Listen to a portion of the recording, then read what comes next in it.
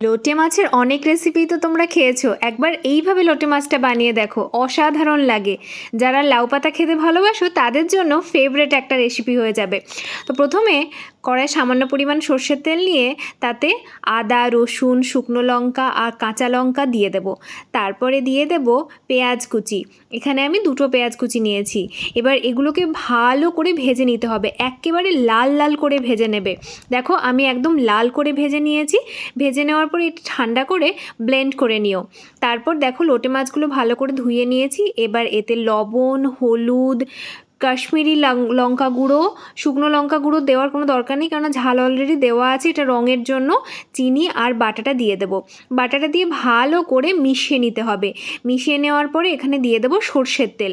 সর্ষের তেলটা দিয়ে হাত দিয়ে ভালো করে মিশিয়ে নেবে। এবার কড়াতে সামান্য পরিমাণ তেল ব্রাশ করে নেবে। তারপরে কয়েকটা লাউ পাতা এইভাবে দিয়ে দেবে। আমি যেইভাবে বিছিয়ে দিচ্ছি সেইভাবে লাউ পাতাটা সুন্দর করে দিয়ে দেবে। লাউ পাতাটা প্রথমে ভালো করে ধুয়ে নেবে, তারপরে দিয়ে দেবে। দেওয়ার পরে লোটে মাছগুলো ভালো করে দিয়ে দেবে। দেওয়ার পরে ওপর থেকে আরও 2 থেকে 3টে লাউ পাতা ঢাকা দিয়ে দেবে। এইভাবে আমি যেইভাবে দিচ্ছি ঠিক সেইভাবে ঢাকা দেবে। এবার ঢাকনাটা দিয়ে দেওয়ার পরে 5 মিনিট হাই ফ্লেমে রাখবে। তারপরে 10 থেকে 15 মিনিট লো ফ্লেমে রান্না করে নিলেই রেডি।